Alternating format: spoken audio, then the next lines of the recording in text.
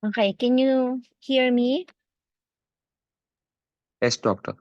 Okay, so for this morning, we are going to talk about gluconeogenesis, the control of blood glucose. So again, I'm Dr. Ana Angelica Nalad Josue. After this lecture, I will be posting the recording in my YouTube channel. So take note of my YouTube channel for those who um have poor connection or are unable to join our session for this morning. So our objectives for this morning is first, you guys should be able to explain the importance of gluconeogenesis in glucose homeostasis. So gluconeogenesis is crucial for you to understand because it's important in energy bioenergetics. So when you talk about glucose metabolism, no, gluconeogenesis is an important part of the biochemistry and also the physiology.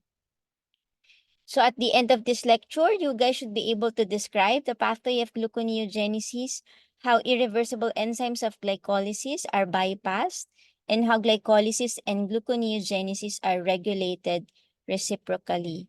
So gluconeogenesis is not just a simple backward way of glycolysis because there are steps that are not reversible. So that's why we will be discussing this morning how the irreversible steps are bypassed. And lastly, you guys should be able to explain how plasma glucose concentration is maintained within narrow limits in the fed and in the fasting states. Okay, so gluconeogenesis is the metabolic process where we are able to synthesize glucose from non-carbohydrate precursors. So the major substrates are the gluconeogenic amino acids, lactate, glycerol, and propionate. Although propionate is more predominant in ruminants. Do you know what ruminants are? The ruminants are your cows, no? Um, carabaos. Those are ruminants. Okay. So I will not be talking too much about propionate metabolism and how it's converted into glucose, but we'll focus on these other gluconeogenic precursors. What are the major gluconeogenic tissues? It's the liver and the kidney. And your liver and kidney produces about 40% of your glucose in the fasting state. So majority of that comes from the liver. And it's mainly because these two enzymes have a certain enzymes which we'll be talking about later, and it determines which organ is capable of producing glucose. So some patients in would wonder, especially those with diabetes, sometimes they would tell me, "Doctor, I didn't eat dinner last night at all. I've been fasting for 16 hours. How come when I check my blood sugar in the morning, it's still very high? It's 200, it's 300." I tell them because our body is capable of producing its own glucose even if we don't eat, no? And that's a mechanism by which we maintain homeostatic levels. If you don't eat overnight, no, your body, especially your brain, still requires glucose, no? So it was designed that way so that we are still able to produce glucose even if you're not eating. Okay? And that's predominantly because of your gluconeogenesis, especially in your liver.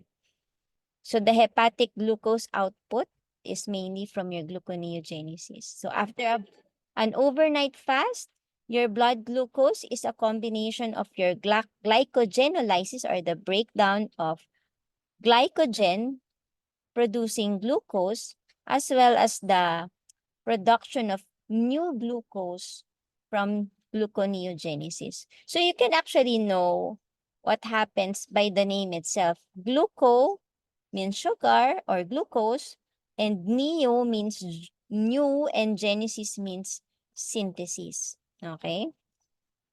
So gluconeogenesis, no, if there's failure of gluconeogenesis, it would be fatal because you'll not be able to produce your own glucose. And we know that there are organs that are glucose requiring, especially your brain. Gluconeogenesis enables the clearance of lactate produced by muscles and erythrocytes. So remember, from your glycolysis, from your anaerobic glycolysis, if there's too much anaerobic glycolysis, it produces a buildup of lactate, no? So your lactate now will be a gluconeogenic precursor, as well as your glycerol produced by adipose during fatty acid oxidation. If there's excessive, if in critically ill patients, remember that your critically ill patients will produce a lot of lactate because of tissue hypoxia, where there will be a shift in metabolism to anaerobic glycolysis, and it produces a lot of lactate, and that excessive lactate will now be converted into glucose through your excessive gluconeogenesis, resulting in hyperglycemia. And also in patients with type 2 diabetes, they can also have excessive gluconeogenesis because of impaired down regulation of your gluconeogenesis because of insulin resistance. Remember, in type 2 diabetes, it's usually because of insulin resistance, meaning your insulin is not working very well on your peripheral tissues.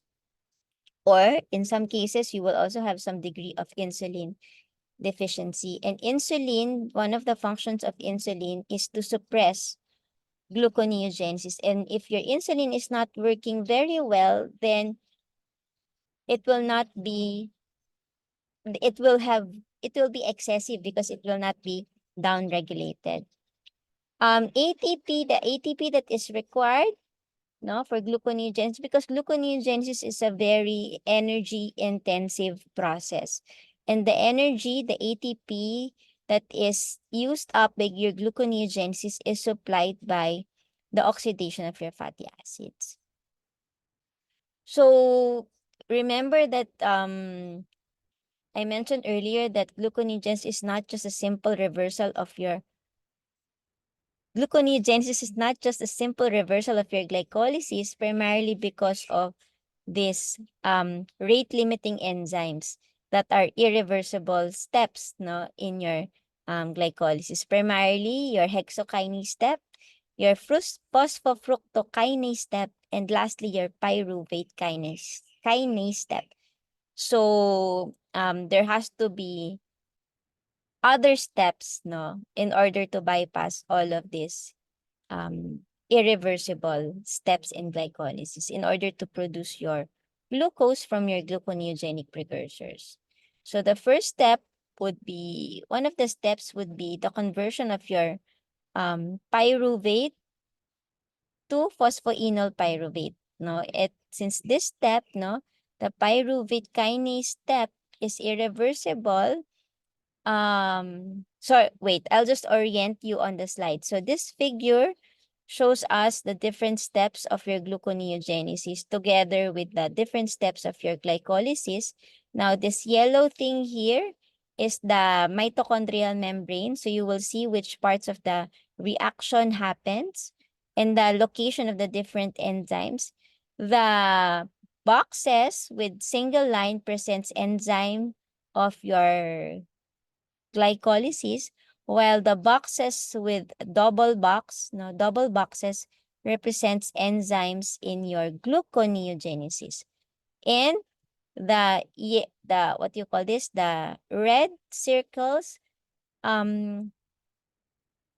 represent the entry points of your amino acids, no? How they amino acids and your gluconeogenic precursors, how they enter, no, gluconeogenesis to enter the gluconeogenic pathway. Okay, while those with wavy lines are your allosteric modifiers or modificators.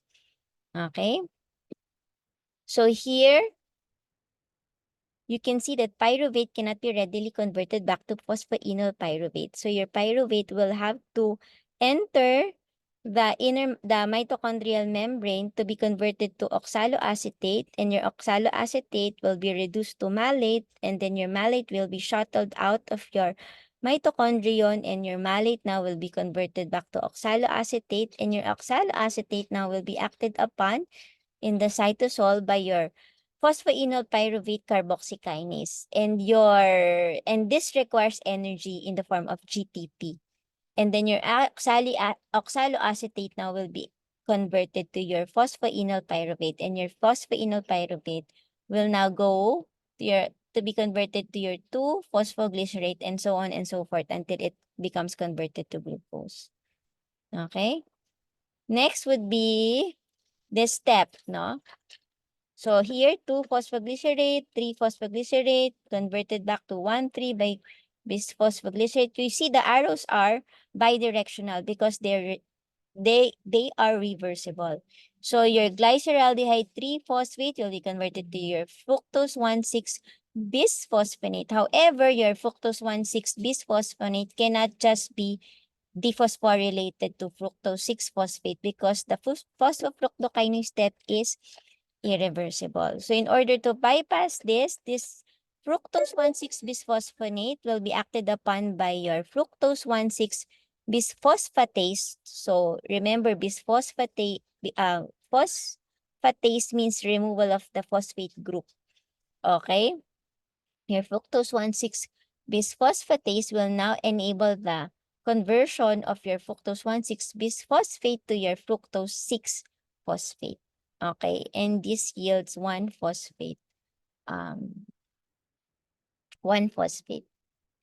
Now, your fructose 1,6 bisphosphatase, no, is present in your liver, kidney, and your skeletal muscle. So that's why your skeletal muscle is capable of gluconeogenesis as well. But the last step in your, one of the steps in your, glycolysis, no, that's irreversible, will be the hexokinase glucokinase step, depending on which cell is doing the glycolysis. So in order to convert glucose 6-phosphate to your glucose, you will need to have your glucose 6 phosphatase in order to remove the phosphate residue of your glucose 6 phosphate. And this enzyme, glucose 6 phosphatase, is only present in the liver and in the kidney. That's why it's only the liver and the kidney that is able to export glucose out of the liver and the kidney. Unlike the skeletal muscle can use its glucose 6-phosphate for glycolysis, no, or for glycogen synthesis. But it cannot export glucose into the other tissues or into the other organs. It's only the liver and the kidney that's able to produce glucose for use by the other organs. So we mentioned earlier that the activity of both your glycolysis and your gluconeogenesis will be controlled by how the enzymes are regulated, because these factors, no, will determine which will predominate. Will it be glycolysis or will it be gluconeogenesis, no? And the number one factor would be the changes in the rate of enzyme synthesis. So for example, if the enzymes of, especially the irreversible enzymes of glycolysis will predominate, no, like your hexokinase, your phosphofructokinase, and your pyruvate kinase, then the predominant metabolic pathway would be your glycolysis. But if it is the other enzymes like your pyruvate carboxykinase, your fructose 1,6 phosphatase, and your glucose 6 phosphatase that is predominant, no, then it would be your gluconeogenesis that will predominate. Okay? Covalent modification by reversible phosphorylation. So there are different molecules that modify the activity of your enzymes through reversible phosphorylation and also allosteric effect. So which we will discuss in the next couple of slides. So here are the different factors that regulate the activity of the different enzymes. For example, if you're eating, after a meal, there would be lots of carbohydrate that is available. There is abundance of energy, then the enzymes that will predominate are these enzymes, your glycogen synthase, so that the glucose that you get from the food will be stored in the form of glycogen. No? Your glucokinase will also enable the sensing of your glucose after you eat. No? And this will enable your, if you remember, your pancreatic beta cells to secrete insulin. Your phosphofructokinase 1 will also be stimulated when after you eat, because it will enable your glycolysis, to proceed. And that also includes your pyruvate kinase and your pyruvate dehydrogenase. When you're in the fasting state, when you're not eating, or in patients with diabetes where you will have insulin resistance, all of this will be down-regulated. And the predominant enzymes that will be stimulated will be the ones by your gluconeogenesis. So if you can see here, the inducers and activators would be your insulin primarily. Because in states of energy abundance, the primary function of your insulin is to store the excessive energy. Okay? And in contrast to that, the counter ego of your insulin would be your glucagon. And your glucagon will now be the one that predominates in the fasting state, and your glucagon now will try to suppress, will try to repress and inhibit your storage enzymes, storage enzymes and your glycolytic enzymes in order to make glucose more readily available into your organs. I hope you follow. Okay? Yes, So doctor. those are the two major inducers, repressors, activators, and inhibitors. Of course, there are others. We will go through them in the next couple of slides. This one, so for example, you can see here, when you're eating, you already have readily available sources of energy, from glucose, from fatty acids, So your enzymes of gluconeogenesis, these three enzymes, will now be repressed, or will be in low activity levels. In the fasting state and diabetes, you need more glucose because you're not eating, and you need to supply your body. You still need to supply your body with glucose. All of this will be activated. And these are the inducers of gluconeogenesis, your glucocorticoids, your glucagon, and your epinephrine. So it would be, in minutes, it would be your glucagon that will trigger or stimulate the activity of the gluconeogenic pathway. And then if the fasting persists, the cortisol and your epinephrine will also come into play. And when you're in the fasting state, insulin should be suppressed, and the insulin will now suppress the activity of your gluconeogenesis. Next would be now the action of your hormones will primarily take into place because of um, their ability to increase the concentration of cyclic AMP. And the cyclic AMP will now be the one to do covalent modification by reversible phosphorylation of the different steps in the gluconeogenesis pathway. So let me illustrate. So remember, your cyclic AMP will be stimulated by your glucagon and epinephrine. And your cyclic AMP will stimulate gluconeogenesis and inhibit glycolysis. So, if you can see in this illustration, your cyclic AMP will be stimulated by your glucagon and to a lesser degree your epinephrine. And your glucagon will now covalently modify the activity of your pyruvate kinase, thereby inhibiting it, no?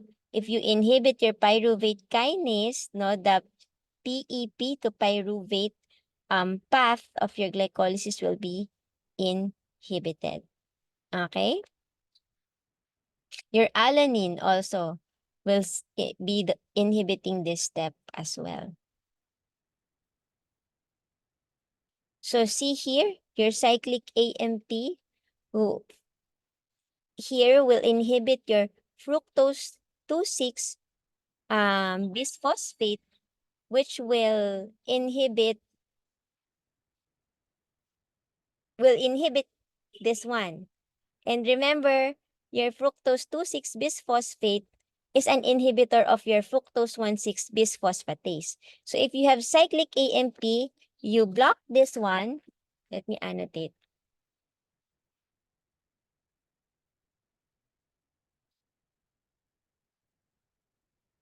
So if you block this one, what will happen to the fructose 1,6 bisphosphate? There will be less inhibition. So if there's less inhibition of your fructose 1,6 bisphosphatase, then this pathway will increase in activity. Okay? Here also, your cyclic AMP, remember, your fructose 2,6 bisphosphate, no? If your fructose 2,6 bisphosphate stimulates your phosphofructokinase. So if you block this one, then the activity of your phosphofructokinase will decrease. This activity will increase. Okay? Because of the action of cyclic AMP on your fructose 2,6 bisphosphate. So I hope you follow. Okay?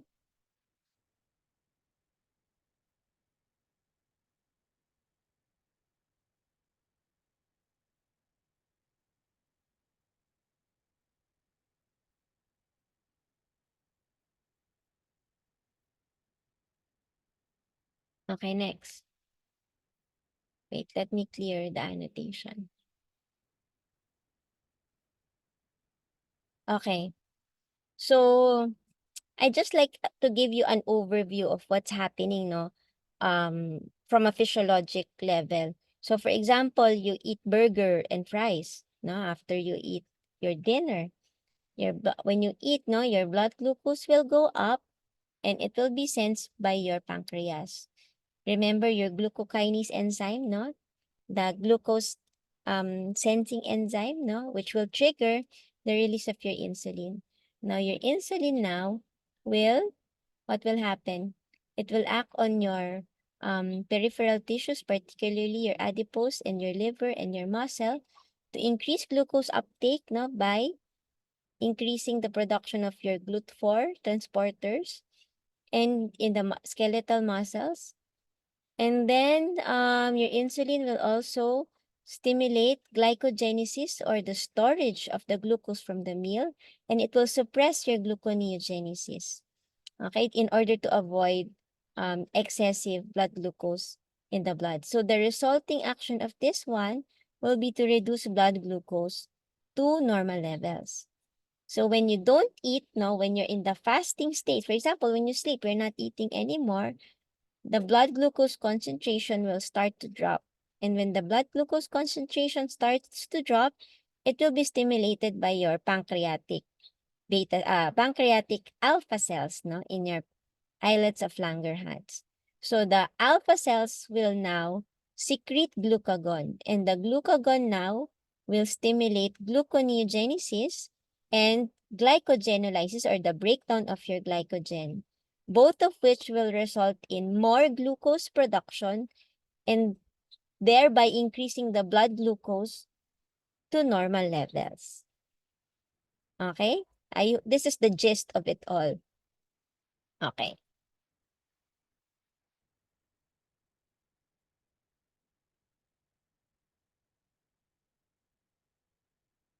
So next, one of the allosteric Allosteric modifications means certain molecules will modify the enzymes in order to either increase or reduce their activity. So one of the allosteric activators of your gluconeogenesis will be your acetyl-CoA. Now, if there is an abundance of acetyl-CoA, primarily from the breakdown or the oxidation of your fatty acid, the abundant supply of your acetyl-CoA will inhibit your pyruvate dehydrogenase, and at the same time, no, increase the activity or activate your pyruvate carboxykinase, no? So the activity is reciprocal. So with the presence of your acetyl-CoA, your pyruvate dehydrogenase will be inactivated and your pyruvate carboxylase will be activated. So the end result would be what? Of course, increased activity of your gluconeogenic pathway because your pyruvate carboxylase is a gluconeogenic enzymes and enables the conversion of your pyruvate to oxaloacetate, and then your oxaloacetate eventually will be acted upon by your PEP carboxykinase and so on and so forth to become glucose later on. Okay? And this explains the action that when you fast, no, the oxidation of the fatty acid will spare, no, the oxidation of pyruvate and hence glucose and stimulate gluconeogenesis. Another allosteric modifier would be your citrate, no? Your citrate is an inhibitor of your phosphofructokinase. Okay, so when there's presence of high levels of your citrate, no, it will inhibit your phosphofructokinase and lower down the rate of your glycolysis because of the abundance of citrate. Remember, your citrate is one of the substrate in your citric acid cycle. So it just tells the cell that the levels of glycolysis is high already. I hope you follow. Next would be your AMP. Your AMP is an indicator energy of the status of the cell. So how does that happen? So if there's a relatively small decrease in ATP, no, it causes a several-fold increase in AMP. So for example, there's low energy in the cell, there will be higher levels of AMP, and it tells the cell that it's low on energy. Okay? So the activity of phosphofructokinase is upregulated in response to the energy status of the cell. So for example here, let's go back. So if there's an abundance of your AMP because there's low ATP in the cell, it will stimulate your phosphofructokinase. And if there's an there's stimulation of or activation of your phosphofructokinase, it will be glycolysis that will predominate because your glycolysis will be the pathway that will yield ATP in order to raise the ATP levels or the energy level of the cell to back to homeostatic levels. Now, remember earlier we talked about your fructose 2,6 bisphosphate, no? Your fructose 2,6 bisphosphate is important in the regulation of which pathway predominates, your glycolysis or gluconeogenesis. Your phosphofructokinase 2 is a bifunctional enzyme. Now, when there is an abundant supply of glucose, the concentration of fructose 2,6 bisphosphate increases. So when there's an abundance of your 2,6 bisphosphate, it stimulates glycolysis by activating phosphofructokinase 1. Where is that?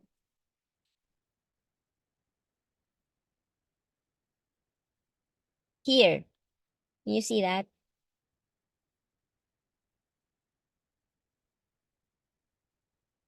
When there's an abundance of your fructose 2,6-bisphosphate, it will activate your phosphofructokinase 1. And the phosphofructokinase 1 now will increase your glycolysis. Okay? And then, the end product of which will be your pyruvate. Now, if there are low levels of your fructose 2,6-bisphosphate, it will now, what do you call this? Repress your fructose 1,6 um, phosphate. It will, what do you call that? Release, no? The inhibition of your fructose 1,6 phosphate. And therefore, if you reduce the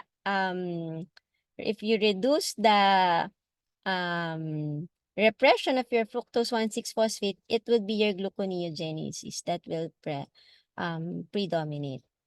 Now, in the fasting state, it will be your glucagon that will be the predominant hormone. And your glucagon now will increase the levels of cyclic AMP, and the increased levels of cyclic AMP will stimulate the cyclic AMP dependent protein kinase that enables the activation of your fructose 2,6 bisphosphatase to your active fructose 2,6 bisphosphatase, and the activation of the fructose 2,6 bisphosphatase now will increase the levels of your gluconeogenesis. Okay? Now let's talk about the lactic acid the lactic acid cycle, or the Cori cycle, and your glucose alanine cycles. So in the skeletal muscle and in the erythrocytes, where there is production of your lactate from anaerobic glycolysis, your lactate will be converted to pyruvate, and your pyruvate will be transaminated to become alanine. In the fasting state, there will be an abundance of your alanine, and alanine is transported out of the muscle and also your erythrocytes, and your alanine now will be taken up by your liver, and in the liver, it will be deaminated to become your pyruvate again. Okay, so and then your pyruvate will undergo gluconeogenesis in order to produce your glucose, and the glucose from the gluconeogenesis will be taken up again by your muscle and your erythrocytes to be used up for energy again. So that's your Cori cycle. So that's your glucose alanine cycle, sorry. Your lactate again also will be that is produced by your muscle, and your erythrocytes will be transported out of the erythrocyte and your skeletal muscle and will be taken up by your liver, and then your lactate will be reduced to your pyruvate, and then your pyruvate now will undergo the gluconeogenic pathway producing glucose, and your glucose will now be taken up again by your muscle and your erythrocytes, and so on and so forth. And that's your Cori cycle. Okay? So, and this Cori cycle and your glucose alanine cycle usually happens during the postprandial state. So remember, in the postprandial state, it's the gluconeogenesis that here.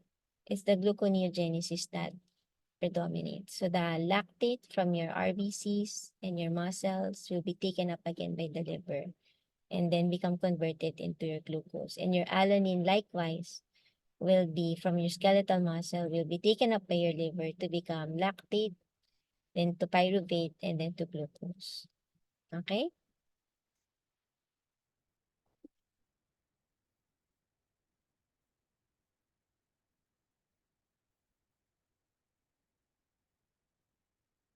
There. Wait. So I mentioned earlier about glucose transporters. No, the activity of the glucose transporter um, also affects the activity of the different organs. So for example, certain glucose transporter can facilitate glucose uptake without the insulin, no, acting like a key. Now, for example, in the brain, the kidney, the colon, the placenta, and the erythrocytes, they have GLUT1. So the GLUT1 will enable the glucose uptake even if there's no insulin action. So in patients with diabetes or in states where there is insulin resistance, your brain, your kidney, your colon, etc., can still utilize glucose even without the action of insulin. Now, your GLUT2 transporter is present in your liver and most importantly in your pancreatic beta cell. And this enables the rapid uptake or release of glucose, no, by facilitated diffusion with and this one will be the one that triggers the release of your insulin from your pancreatic beta cells, no, this transporter.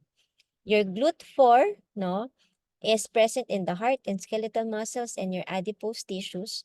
And this transporter will be the one that will necessitate, no, the action of insulin in order to facilitate glucose uptake. No, if you have insulin resistance or insulin deficiency, then there will be a deficiency of GLUT4 in your peripheral tissues, and the heart, skeletal, and adipose tissue will not be able to take up glucose. That's why these patients will have high blood glucose levels. Okay? And in the small intestine, you have GLUT5. This is the transporter of your fructose. And it's also worth mentioning your SGLT1 transporter. This is the sodium glucose transporter present in the kidney. There's also SGLT2. No, SGLT2 is also another sodium dependent glucose transporter that is present in the small intestine in the kidney. And this enables the reabsorption of your glucose in the kidney. So now there are drugs called SGLT2 inhibitors, and the SGLT2 inhibition in the kidneys will facilitate glucose excretion because it suppresses glucose reabsorption in the kidney. So this helps patients with diabetes in order to excrete more glucose in the kidney and lower down your blood sugar in the process. We're almost done. So you remember your GLUT2 transporter, no? When there's increase in glucose, your glucose will enter the pancreatic beta cell through facilitated diffusion using your GLUT2 transporter, and the glucose that enters will be now sensed by your glucokinase, and your glucokinase now will facilitate glycolysis, and the increased rate of glycolysis will increase the ATP levels in your pancreatic beta cells, and the increase in ATP will facilitate the closure of your ATP potassium channel, and this will increase the potassium concentration inside the beta cell, and the increase in potassium will result in depolarization, and the depolarization will now open the calcium channel, and the increase in cytosolic calcium will now facilitate the synthesis and release of your insulin from your pancreatic beta cell. Now, the insulin that is released will now what? It will now stimulate glycogenesis, no, and your glycolysis in order to either store or utilize glucose after you eat. Now, the blood glucose concentration is tightly regulated, no, by your hormones. And likewise, the rates of insulin and also your glucagon secretion is also tightly regulated by the amount of blood glucose at any point of time. So, when there is increase in blood glucose, for example, after you eat, no, there is a dramatic increase in insulin secretion from your beta cell, in response to the glucose stimulus. And this is what I was telling you earlier. When your insulin, no, attaches to your insulin receptor, it triggers the transport of your glucose transporter into the cell membrane of the peripheral tissue. And when the glucose transporter is there in your cell membrane, it facilitates the entry of your glucose into the cells. And that's your GLUT4, present in your heart, your adipose, and your skeletal muscles. So if you're in a fasting state, your glucagon will be the predominant hormone. If there is a drop, no, in your blood glucose concentration, here, there is a drop, the concentration of your glucagon will start to increase. And then the glucagon will now stimulate your gluconeogenesis in order to raise the blood glucose back to normal levels. So if there is if the how do the tissue respond to hormone levels of your insulin and your glucagon? If there is an increase in insulin, it's mostly anabolic processes, no? Fatty acid synthesis, glycogen synthesis, protein synthesis, mostly storage of sources of energy, no? In the adipose tissue, there's increased uptake and there's fatty acid synthesis in the muscles. It's your glucose uptake, your glycogen synthesis, and your protein synthesis. So it's mostly anabolic processes. If there is an decrease in insulin, for example, you're in the fasting state or you have insulin deficiency, such as in type 1 diabetes, then the ketogenesis and your glucogenesis will be the one that will predominate. And in the adipose, it will be lipolysis. If there is an increase in glucagon, for example, you're in the fasting state, no? The predominant processes that will occur will be your glycogenolysis or the breakdown of your glycogen, gluconeogenesis and ketogenesis, and lipolysis. No, all of this will result in increase in blood sugar levels. And if it is in the pathologic state, it will result in hyperglycemia. Both of them actually. No? That's why their actions are reciprocal. What are the other hormones that affect the levels of glycolysis and gluconeogenesis? You have your glucagon, your growth hormone, your cortisol, and to a lesser extent, your progesterone and your estrogen. They all result in an increase in insulin secretion. Okay? Parasympathetic stimulation. Remember the mnemonic rest and digest, no? When you're resting and you're digesting after a meal, the parasympathetic stimulation will predominate and this will trigger the increase in insulin, and the increase in insulin will now facilitate the storage of excess energy. And conversely, no, if you need lots of sources of energy and the sympathetic nervous system predominates, for example, in your fight or flight response, where you will need lots of glucose, no, in order to supply the skeletal muscles of your feet so that you can run away from the lion, there will be predominance of your glucagon.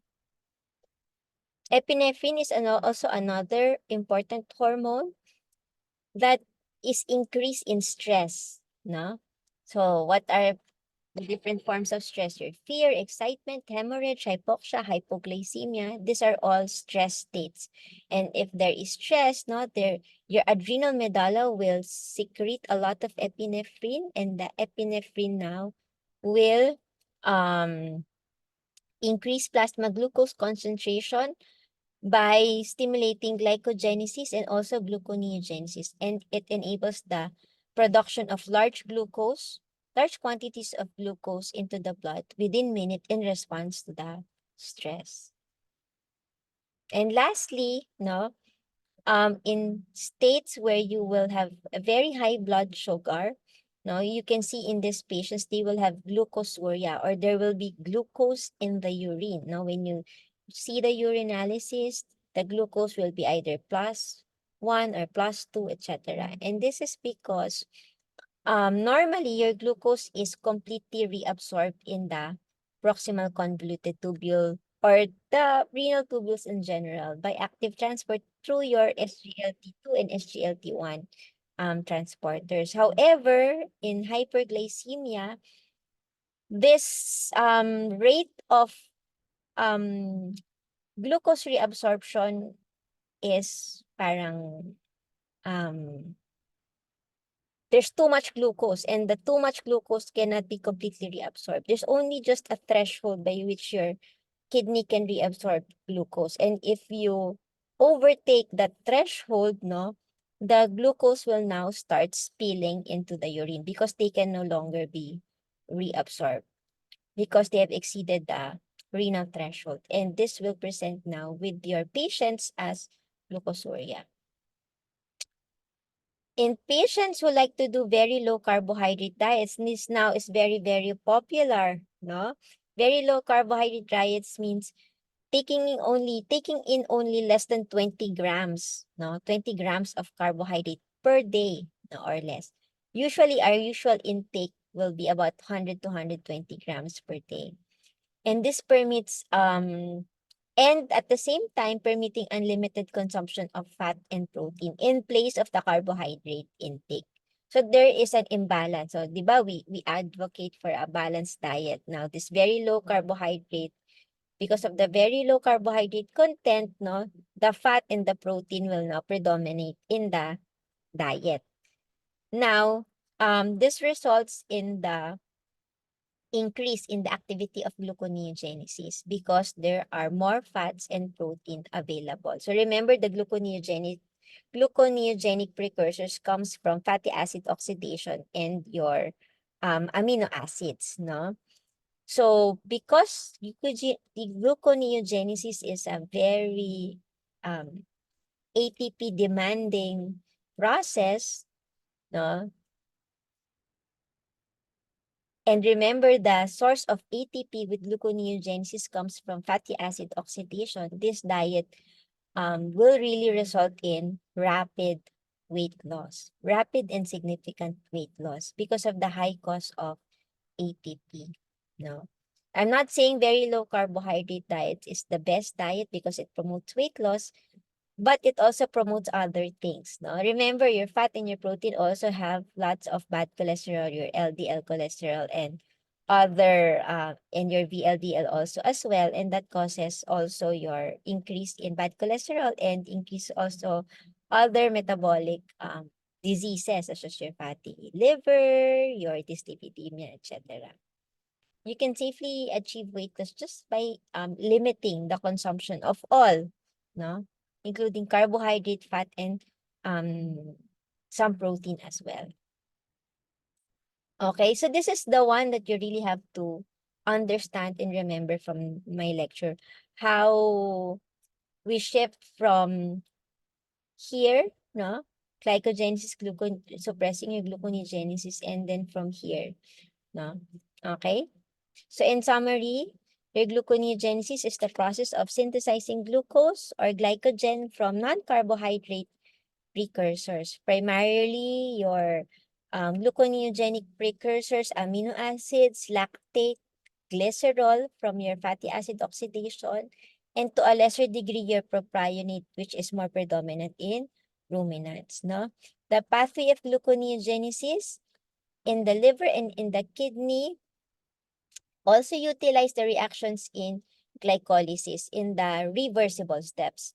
However, no, since there are irreversible non-equilibrium reactions, no, there has to be a way to bypass all of this, no. What are the three steps? Your hexokinase glucokinase step, your phosphofructokinase step, and your pyruvate kinase steps. Those are the irreversible steps of your glycolysis. Now, since your glycolysis and gluconeogenesis share the same pathway but operate in the opposite direction, their activities must be regulated reciprocally. And the hormones that are involved in all of these processes are your insulin and your glucagon. And insulin is secreted as a direct response to hyperglycemia. It stimulates the liver to store glucose as glycogen and increase glucose uptake into the extrahepatic tissue so that your glucose can be utilized. So your insulin is an anabolic hormone. Your glucagon is secreted in response to hypoglycemia and activates both glycogenolysis and gluconeogenesis, causing the release of more glucose into the blood. So your glucagon is a catabolic hormone. Okay, so that's the end of my lecture. Do you have any questions?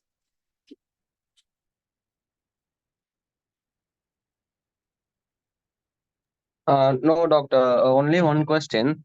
The SGLT1 transporter is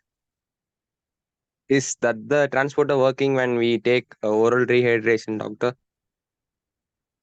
Sorry, can you repeat that? Yes, doctor. SGLT one transporter in the renal tubule. Is that the transporter working when we take oral rehydration salts due to diarrhea?